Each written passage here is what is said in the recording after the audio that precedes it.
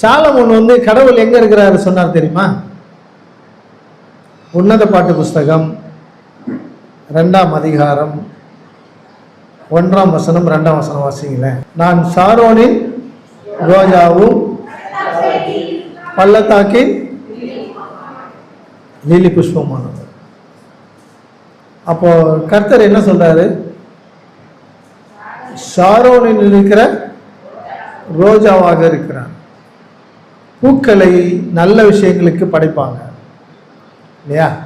கெட்டதுக்கும் படைப்பாங்க, கடவுளுக்கும் படைப்பாங்க, கல்யாணத்துக்கும் போடுவாங்க, பிறந்த நாளுக்கும் யூஸ் பண்ணுவாங்க. நல்ல சுப நிகழ்ச்சிகள் எல்லாவற்றுக்கும் என்ன பண்ணுவாங்க? பூக்களை உபயோகப்படுத்துவாங்க. பூக்களுக்குள்ளாக தேனீக்களுக்கு ஒரு ஆகாரம் உண்டு. அதுக்கு பேர் தான் தேன் இல்லையா? அதே ரோஜா இதழ்களை எடுத்து முதலாவது சாறு பிழிந்து எடுத்தால் அந்த முதல் சாற்றிலே மனிதனுடைய இருதயத்தினுடைய நோய்க்கு மருந்து உண்டு. அதே இதழ்களை 2வது தரம் பிழிந்து எடுத்தால் அதிலே மனிதர்கள் உபயோகப்படுத்துகின்ற சென்ட் தயாரிக்கப்படும். அதே ரோஜா இதழ்களை வெயிலில் காய வச்சு பவுடர் ஆக்குனாங்கன்னாக்கா முகத்துக்கு பூசுகின்ற பவுடர். இவ்வளவு மகத்துவங்களும் இந்த ரோஜாவுக்குள்ளாக மறைக்கப்பட்டிருக்கிறது. அதை சாலமோன் ராஜா கண்டுபிடித்ததினால் கர்த்தரின் படைப்புகளிலே கர்த்தருக்கு மிகவும் பிரியமானது எது? சாரோனில் இருக்கின்ற இந்த ரோஜா பூக்கள். இந்த பூக்களை குறித்து நாம் யோசித்து பார்ப்போம் என்று சொன்னால், உலகத்திலே எல்லா மனிதர்களாலும் ஏற்றுக்கொள்ளக்கூடிய ஒரு படைப்பு கடவுளுடைய படைப்பு. ஜீவராசிகள் வாழ்வதற்கு அங்கே ஆகாரமும் இருக்கிறது. மனிதர்களுக்கு மருந்தாகவும் அது பயன்படுகிறது. மனிதனுடைய இரத்தத்தை சுத்திகரிப்பதற்கும் அந்த பூக்களில் உள்ள தேன்களுக்கு ஒரு வல்லமைகளை, ஒரு மருந்தின் மகத்துவங்களை கர்த்தர் படைத்து வைத்திருக்கிறார். இந்த சாலமோனுடைய ஞானத்தின்படி நாம் அறிந்து கொள்ள வேண்டும் என்று சொன்னால்,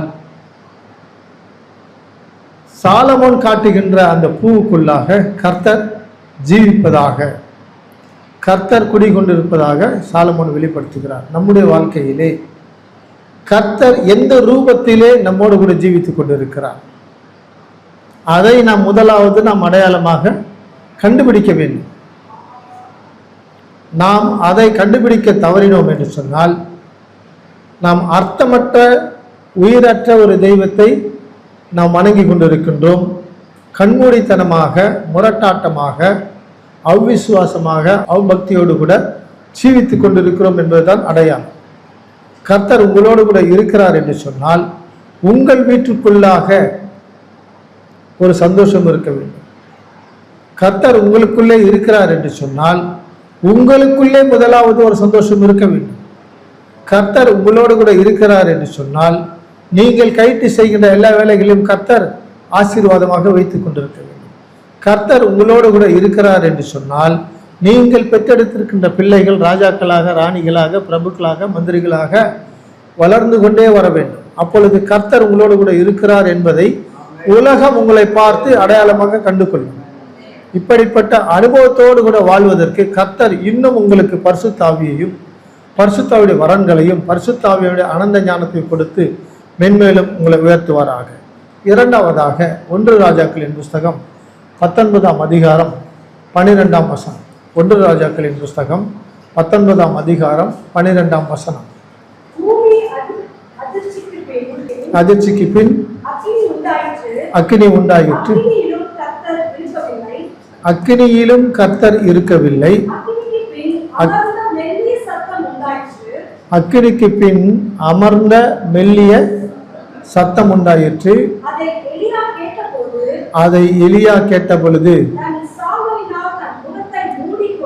தன் சால்வையினால் முகத்தை மூடிக்கொண்டான். போதும். எலியா ஒரு சாதாரண ஊழியக்காரா, பெரிய ஊழியக்காரா?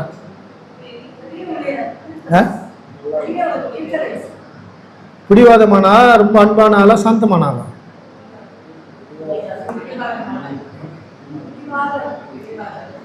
பிடிவாதனா கொஞ்சம் நெஞ்சம் பிடிவாதமா?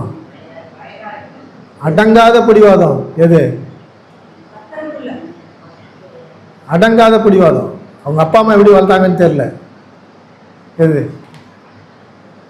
பயங்கரமான ஆளு. அப்போ அவருக்குள்ள கர்த்தரை குறித்து ஒரு பெரிய அறிவு இருக்கும், அனுபவம் இருக்கும். அனுபவம் இல்லாமல் அவர் தொடர்ந்து என்ன பண்ண மாட்டார்.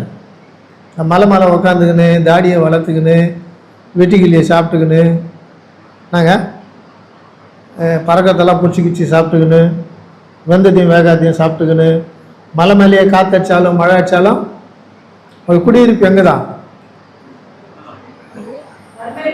கர்மேல் மலை. அதுக்கு தான் டீச்சர் வேணுன்றது. கர்மேல் மலையில் தான் அவர் உட்காந்துருந்தார். ஆக்சுவலாக மலையில் என்ன இருக்கும்?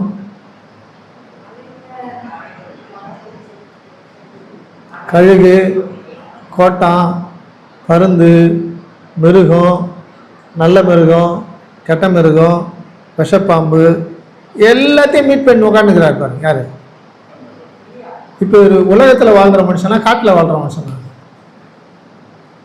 காட்டில் வாழ்கிற மனுஷனுக்கு மலையில் வாழ்கிற மனுஷனுக்கு கர்த்தரை குறித்த ஒரு பெரிய அறிவு இருக்கு பாருங்க. இங்கே ஒரு பக்திமான் எழுதுறாரு. என்ன சொல்றாருனாக்க, இந்த 1 ராஜாக்கள் 19ஆம் அதிகாரம் 12, 13 நம்ம வாஸ்து பார்த்தோம்னாங்க, முதல்ல என்ன வருதான்?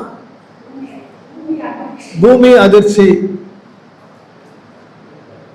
அதுக்கப்புறம் அதுலேருந்து ஒரு நெருப்பு. அங்கே என்ன இல்லைன்ட்டாங்க? கர்த்தர் இல்லை அப்படின்ட்டார். செகண்ட் ஒரு ஐடென்டிஃபிகேஷன் ஒன்று வருது. ஆக்சுவலாக என்னம்மா?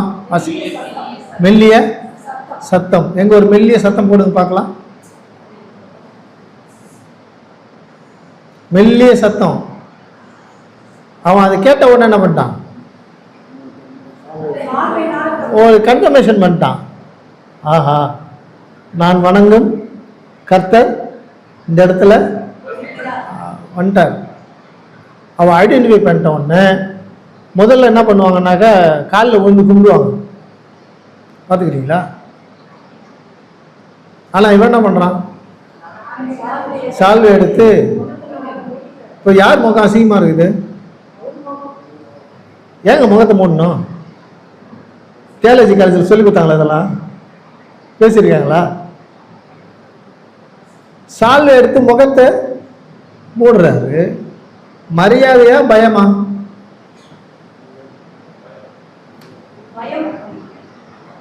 கடவுளை பார்க்கறதுக்கு எனக்கு பிடிக்கல. ஒன்று, கடவுளை பார்க்கறதுக்கு எனக்கு தகுதி கிடையாது. 2, கடவுள் என்ன பார்த்துட்டாருனாக்கா எதனா ஒரு கேள்வி கேட்பார். அது பின்னாடி தான் வரும். ஆக்சுவலாக என்ன கேள்வி கேட்பாருனாக்கா, எலியாவே உனக்கு இங்கே என்ன வேலை? நான் இப்போ உங்களை பார்த்து கேட்குறேன், உங்களுக்கு இங்கே என்ன வேலை? ஆண்டவர் நல்லா புரிஞ்சு வச்சுக்கிறேன் பாருங்க. அவர் என்ன கேள்வி கேட்கட்டும், அதுக்கு முன்னாடி நான் என்ன பண்ணுறேன்? வாய முடியும். முகத்தை மூடினானா வாயை மூடினானா? முகத்தை மூடினா எதுவும் சேர்ந்து மூடும். அதுதான் அவன் அதான் சொல்றான், நான் பேசாமல் இருப்பேன். ஆபிரகாம் கூட சொல்லுவார், கர்த்தரோடு கூட பேசும்போது, கொஞ்ச நேரம் நான் உங்க கூட பேசுறதுக்கு எனக்கு என்ன பண்ணுங்க, கிவ் மீ த பர்மிஷன், எனக்கு அவகாசம் கொடுங்க அப்படின்னு கேட்பான். இங்கே எலியா ஒரு பெரிய நசரேய பரம்பரையிலே வளர்க்கப்பட்டவன், பக்தி வைராக்கியம் கொண்டவன், யெகோவாகிய கர்த்தரின் ஆவியானவரின் மீது அளவில்லாத விசுவாசத்தை வைத்தவன். அவன் கர்த்தர் இப்படித்தான் வருவார் என்பதை தன்னுடைய ஆவிக்குரிய அனுபவத்தின் ரீதியில் என்ன பண்றான், அனுபவத்தோடு கூட வாழ்ந்து கொண்டிருக்கிறான். நமக்கும் இப்படிப்பட்ட அனுபவங்கள் தேவை. சிலர் அந்நிய பாஷை பேசினாதான் கர்த்தர் வந்தார். அந்நிய பாஷை பேசாத வரைக்கும் அவங்க என்ன பண்ண மாட்டாங்க, அந்த ஆவி அடங்கவே அடங்காது பாருங்க. அடங்கவே அடங்காது. சிலர் தீர்க்க தரிசனம் சொல்ற வரைக்கும் அவங்க என்ன பண்ண மாட்டாங்க, இந்த சர்ச்சை விட்டு வெளியே போக மாட்டாங்க. தெரியுமா உங்களுக்கு? மூன்றாவதாக, ஒரு சிலர் கர்த்தர் என்னோடு கூட இருக்கிறார் என்பதை அவர்கள் வெளிப்படுத்துவதற்காக கைகளை தட்டி என்ன பண்ணுவாங்க, ஒரு பெரிய முழக்கத்தை உண்டு பண்ணுவாங்க. இதுல சிலது பொய்யின் ஆவியும் இருக்குது இல்லையா, சிலது ஆவேசத்தின் ஆவிகளும் இருக்குது, பிடிவாதத்தின் ஆவியும் இருக்கு. இந்த ஆவியில நிரம்புறாங்க பார்த்தீங்களா, அவங்கெல்லாம் வீட்டில் அடங்குவாங்களா? அடங்க மாட்டாங்க. இந்த ஆவியில நிரம்பி அபிஷேகத்தில் நிரம்புறாங்க பார்த்தீங்களா, எங்கன்னா ஒரு கோளாறு இருக்கும் அவங்களுக்கு. அந்த கோளாறு எலியாவுக்குள்ள கூட இருந்துச்சு. என்ன கோளாறு சொல்லுங்க பார்க்கலாம்? பயம் இருந்துச்சுங்க அவருக்குள்ள.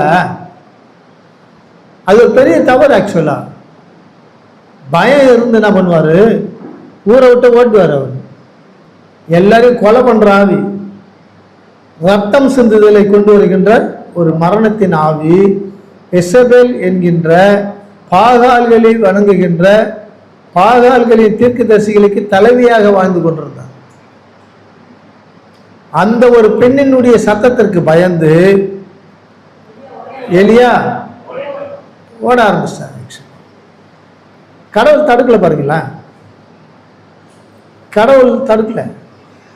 இவர் இங்க என்ன உனக்கு வேலைன்னு கேட்டாக்க அவர் சொல்லுவாரு, உமக்காக நான் ரொம்ப பக்தியா வாழ்ந்தேன், என் கூட இருந்த எல்லாரும் செத்து போயிட்டாங்க, நான் மட்டும்தான் மீதியா இருக்கிறேன் அப்படின்னு. இதெல்லாம் ஆண்டவருக்கு தெரியுமா தெரியாதா? இவர் யாரு கதாச்சிங்கிறாரு? ராஜாவே அபிஷேகம் பண்ணிட்டா அந்த ராஜா என்ன பண்ணுவாரு, அரண்மனைக்குள்ளே, ஏன்னா தீர்க்கதரிசி, அரண்மனைக்குள்ளே உட்கார வச்சு ஒரு ரூமை கொடுத்து, படுக்கிறதுக்கு நல்ல பெட்டு கொடுத்து, 3 வேளை மூக்கு குடிக்க சாப்பாடு கொடுத்து, நெய் சோறு போட்டு, தங்க கோப்பையில டீ கொடுப்பான் ராஜா. ஸ்டேட்டஸ் மாத்திரார் ஆண்டவர். ஆனால் எலியா மறுபடியும் என்ன சொல்றாரு, கடவுள் இந்த ரூபத்தில் தான் இருக்கிறார். மெல்லிய சத்தம், அவ்வளவு பெரிய அனுபவசாலி, கடைசி வரை கர்த்தர் சொல்லுவதை கேட்கவில்லை. பயம் வந்துச்சு அப்படின்னு சொன்னாலே யார் என்ன புத்திமதி சொன்னாலும் கேட்கவே மாட்டாங்க. போலீஸ்காரன் நைட்டு உன்னை பிடிக்க போறான்னு உடனே ஆள் எங்க இருப்பான்? ஃப்ளைட் ஏறி சிங்கப்பூர்ல பட்டுவின்னு இருப்பான். ஏன் சொல்லுங்க? பயம். பயம். ஊழியக்காரர்களாக இருக்கிற நாம் கர்த்தருடைய அனுபவத்தோடு கூட, கர்த்தர் பேசுகின்ற சத்தத்தோடு கூட, கர்த்தருடைய பிரசன்னத்தோடு வாழ்வதற்கு நாம் அனுபவசாலிகளாக ஆவிக்குரிய ரீதியிலே நம்மை நாமே கர்த்தரோடு கூட ஒப்பு கொடுத்து கர்த்தர் சொல்லுகின்ற வார்த்தைகளை கேட்டு நாம் வாழ்வோம் என்று சொன்னால் இம்மையிலேயும் நமக்கு ஆசீர்வாதம் உண்டு, மறுமையிலேயும் நமக்கு ஒரு பெரிய ஆசீர்வாதம் உண்டு. இயேசுநாதர் இந்த அனுபவத்தை என்ன சொல்றார்? மத்தேயு 6ஆம் அதிகாரம் 6ஆம் வசனம் கூட, உன் அறை வீட்டுக்குள் பிரவேசித்து உன் கதவை பூட்டி அந்தரங்கத்தில் இருக்கிற உன் பிதாவை நோக்கி ஜெபம் பண்ணு. இப்போ ஒரு முடிவு வரலாமா? எங்க போ சொல்றாரு? ஜெபம் பண்ணும் போது உங்க வீட்டுக்குள்ள போங்கன்றாரு. உங்க வீட்டுக்குள்ள போய் என்ன பண்றாரு? கதவை சும்மா சாத்தாத, பூட்டுன்றார். சரியா? தாய்ப்பால் போடுன்னு சொன்னாரா? பூட்டுன்றாரு. பூட்டு. யார் கூட பேசுன்றாரு? அந்தரங்கத்தில் இருக்கிற, ஒழுங்கா வாசிங்க அத, அந்தரங்கத்தில் இருக்கிற நம்முடைய பிதா, நீங்கள் வணங்குகின்ற பிதாவின் ஆவியானவர் எங்க இருக்கிறாரு? நீ போடுற பூட்ல இல்ல, நீ சாத்தின கதவுல இல்ல, நீ இருக்கிற ரூம்ல இல்ல. எங்க இருக்கிறாரு சொல்றாரு? உனக்குள்ள இருக்கிறாருன்ற. யோசித்து பாருங்களேன். இயேசுநாதர் என்ன சொல்றாருனாக்கா, நீ அங்க எங்க போய் என்ன பண்ணாத, உண்மையான தெய்வத்தை தேடாத, எங்கும் எப்பொழுதும் தொழுது கொள்ளும் காலம் வந்தாயிற்று. யார் கையில சொல்லுவார் அத? இயேசுநாதர் பாருங்க, பயங்கரமான ஒரு புரட்சிகளை பண்ணுவார். எந்த செய்தி எங்க கொண்டு போய் சொல்றாரு? ஆபிரகாமின் மலன் ஒருத்தன் கட்டிப்பிடிச்சு எழுதிருந்தான், யாக்கோபின் கணவன் ஒருத்தன் கட்டிப்பிடிச்சு எழுதிருந்தான், ஈசாக்கினுடைய பூமி இதுன்னு சொல்லி ஒருத்த கட்டிப்பிடிச்சு எழுதுந்தான். அங்கெல்லாம் இல்லடா அப்படின்ட்டார். எங்கும் எப்பொழுதும் தொழுது கொள்ளும் காலம் வந்தாயிற்று அப்படின்வாரு. இங்க என்ன சொல்லுவாருன்னா, ஜெபம் பண்றவங்களை பார்த்து, நீங்க உங்க வீட்டுக்குள்ள இருக்கிற ஒரு ரூம்ல போய் முதல்ல என்ன பண்ணுங்க, கூட்ட போடுங்க. அப்படின்னா என்னன்னு, அடிக்கடி ஜபத்தை விட்டு எழுந்து போவாதீங்க. அடிக்கடிக்கு உன்னுடைய ஆவியானவர் என்ன பண்ணாதீங்க, டிஸ்டர்ப் பண்ணாதீங்க. அடிக்கடிக்கு பரிசுத்த ஆவியானவரை எரிச்சல் மூட்டாது இருங்க. ஒழுங்கா உக்காந்து உங்களுக்குள்ளே இருக்கின்ற அந்த பிதாவின் ஆவியானவரை நோக்கி நீங்க என்ன பண்ணுங்க, ஜெபம் பண்ணுங்க. கடவுளை நாம் எங்கும் அங்கும் தேடாமல் உங்களுக்குள்ளே வாசம் செய்து கொண்டு, அதுக்கு அவரே ஒரு உதாரணம் சொல்லுவாரு. யோவானின் புஸ்தகம் 10ஆம் அதிகாரம் 30ஆம் வசனம். யோவானின் புஸ்தகம் 10ஆம் அதிகாரம் 30ஆம் வசனம். நானும் பிதாவும் ஒன்றாய் இருக்கிறோம் என்றார். அதுதான் அவர் இங்கே வெளியே சொல்றாரு. உங்களுக்குள்ளே ஆண்டவர் இருக்கிறார், உங்களுக்குள்ளே பரிசுத்த ஆவியானவர் இருக்கிறார், உங்களுக்குள்ளே உங்களுக்கு ஆசீர்வாதங்களை கொடுக்கிறவர் உங்களுக்குள்ளே இருக்கிறார், பலனை கொடுக்கிறவர் உங்களுக்குள்ளே இருக்கிறார், சமாதானத்தை கொடுக்கிறவர் உங்களுக்குள்ளே இருக்கிறார், அற்புதங்களை செய்கிறவர் உங்களுக்குள்ளே இருக்கிறார், உங்கள் குடும்பத்தை ஆசீர்வதிக்கிற ஆவியானவர் உங்களுக்குள்ளே இருக்கிறார் என்பதை அவர் பகிரங்கமாக பேசியிருக்கிறார். பழைய காலத்துல ஒரு அம்மா ஜெபம் பண்ணிச்சு சர்ச்சில் போய். அந்த அம்மா பேர் என்னம்மா? அண்ணாள். என்ன சொல்லி ஜெபம் பண்ணாங்க?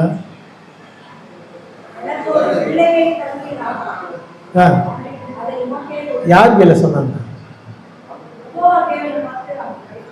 ஏன் அங்க ஏலி இருந்தார் ஒரு பூசாரி, அவரான சொன்னாங்க. இங்க வந்து உங்க கஷ்டத்தை இவராண்ட சொல்லுவீங்களா, இல்ல இந்த சாரிகையில சொல்லுவீங்களா? அப்பவே அந்த அம்மாவுக்கு ஒரு அறிவு, ஒரு ஞானம் இருந்துச்சு பாருங்க. தன் இருதயத்தில் இருந்த எல்லாவற்றையும் என்ன பண்றாங்க, அவங்க கர்த்தரிடத்தில் ஊற்றினாங்க. அங்க பூசாரி என்ன பண்ணிட்டான், நம்ம தண்ணி அடிச்சுட்டு வந்து என்ன பண்ணுது, யோசிச்சு பாருங்க. இயேசுநாதருடைய வார்த்தைகளுக்கு தயவு செய்து தெளிந்த புத்தியா பைபிளை வாசிங்க. அவர் சொல்றாரு, பிதாவை போய் எங்கேயும் தேடாத, என்னை பார்த்துட்டீங்கனாலே பிதா எனக்குள்ள இருக்கிறார், என்னை கண்டவன் பிதாவை கண்டான். அழகா சொல்லுவார். அவர் வெளியே எங்கே இல்லை, ஏன் அங்கே எங்கே சுத்துறீங்க, உங்களுக்குள்ளே இருக்கிறார் என்பதை அவர் சொல்லியிருப்பார். இதை அவர் மட்டும் சொன்னாரா, பிசாசுக்குலாம் சொன்னுச்சா? லூக்கா 4ஆம் அதிகாரம் 41ஆம் வசனம். நீர் தேவனுடைய குமாரனாகிய கிறிஸ்து என்று சத்தமிட்டு அநேகரை விட்டு புறப்பட்டது. பிசாசுகள் ஒரு ஊழியக்காரரை பார்த்து, இயேசுநாதரை பார்த்து என்னன்னு சொல்றாங்க, நீர் தேவனுடைய குமாரன் அப்படின்னு சொல்றாங்க. ஆவிகள் அடையாளம் காண்டு பாருங்க. ஆவிகள் ஆவிகளை பகுத்தறியும். ஆக்சுவலா பிசாசு ஒரு சாட்சி சொல்லுதுனாக்கா, அந்த அபிஷேகம் ஒரு சாதாரண ஒரு அபிஷேகமா? நாம ஒருத்தர் முகத்தை பார்க்குறோம். நம்ம ஐயாவை பார்க்குறேன், அவர் கொஞ்சம் தாடி வச்சுக்கிறார். அண்ணாண்டகிற ஐயாவை பார்க்குறேன், மீசை இல்லாமல் இருக்கிறாரு. இன்னாண்டகிற ஐயாவை பார்க்குறேன், மீசை வச்சுன்னு உட்காந்துக்கிறேன். இந்த 3 பேர்ல நடுவில் இருக்கிற ஐயா நல்ல உயரம். வித்தியாசம் இருக்கா இல்லையா? இவ்வளவுதான் என்னால பார்க்க முடியும்.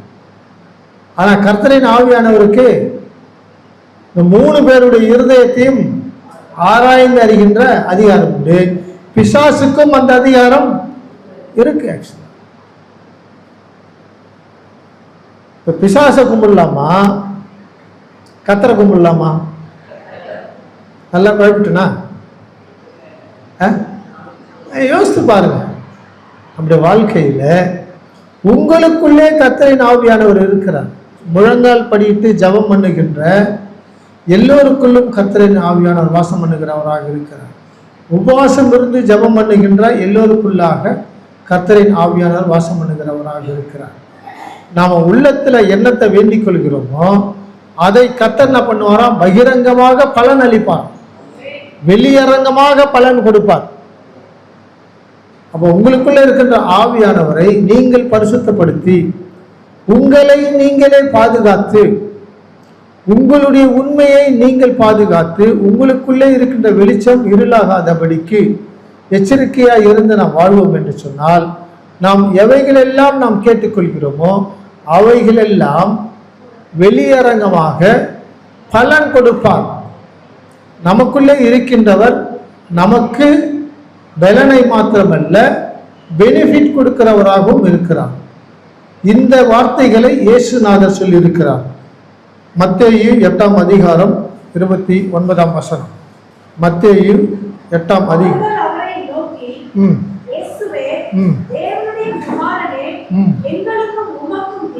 ஒரு நிமிஷம் இருங்க, திரும்பி வாசிக்காதீங்க. அவர்கள் அவரை நோக்கி, அவர்கள் யார் அது? அவர்கள்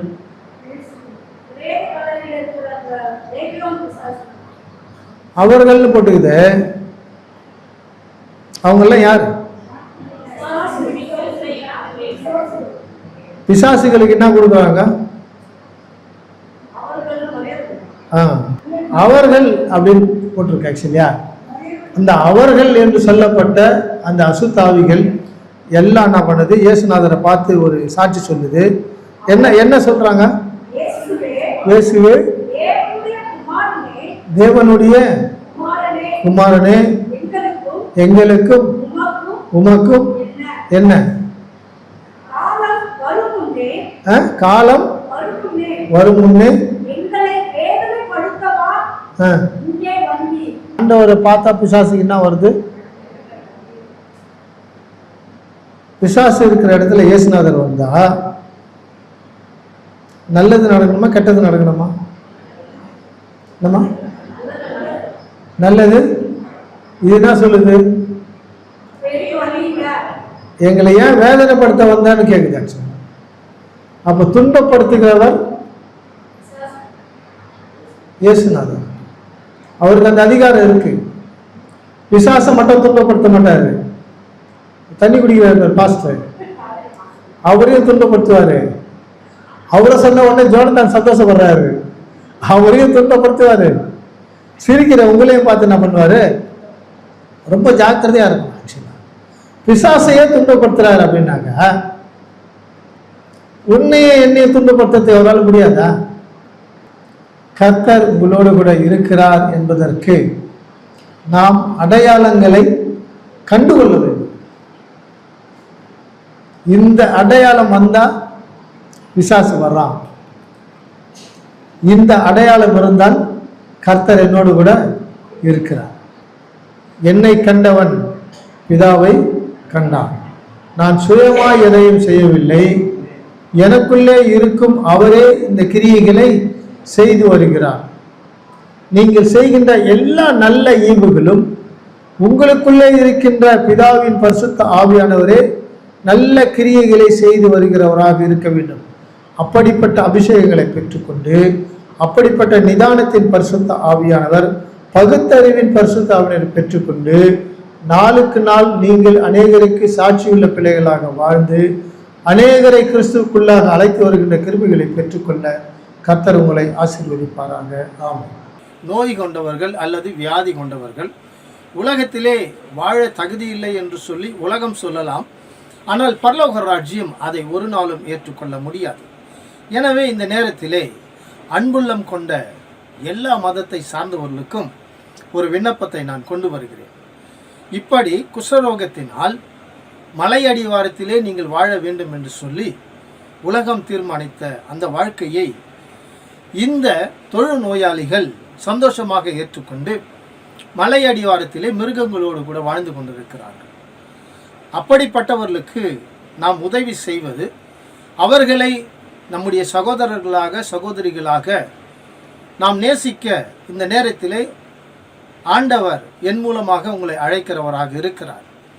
நீங்கள் செய்ய வேண்டிய உதவி, இந்த மருந்து மாத்திரைகள், பேண்டேஜ், பஞ்சு இவைகளை தயவு செய்து நீங்கள் வாங்கி எனக்கு பார்சல் பண்ணுங்க.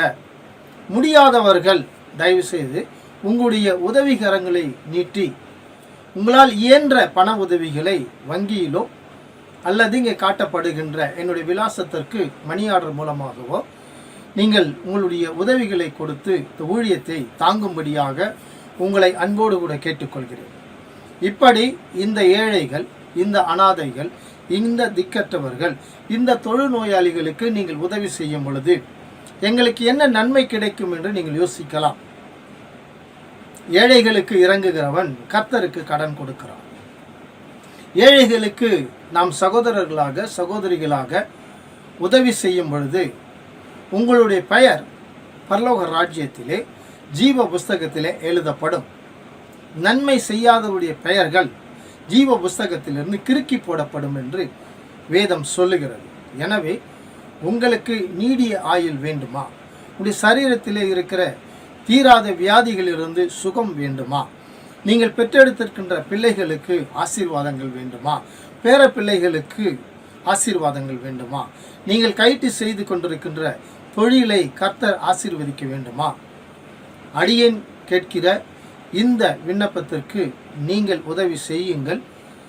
பரலோக ராஜ்யம் உங்களோடு கூட வாசம் பண்ண வேகமாக ஓடி வரும். நம்முடைய வாழ்க்கையிலே அநேக வீணான காரியங்களுக்காக பணத்தை செலவு பண்ணுகிறோம். நன்மையானவைகளுக்கு தேவ தூதர்கள் சந்தோஷப்படும்படியாக பரலோக ராஜ்யம் உங்களை குறித்து ஆர்ப்பரிக்கின்ற சத்தத்தை எழுப்பும்படியாக இயேசுவின் இரத்தத்தினால் பாதுகாக்கப்பட ஆண்டவருடைய பிள்ளைகளாக நீங்கள் வாழ இப்படிப்பட்ட உதவிகளை செய்ய உங்களை நான் அன்போடு கூட அழைக்கிறேன். உதவி செய்யுங்கள். இந்த ஊழியத்திற்காக ஜெபம் பண்ணுங்கள். கர்த்தர் உங்களை ஆசீர்வதிப்பாராக. ஆமென்.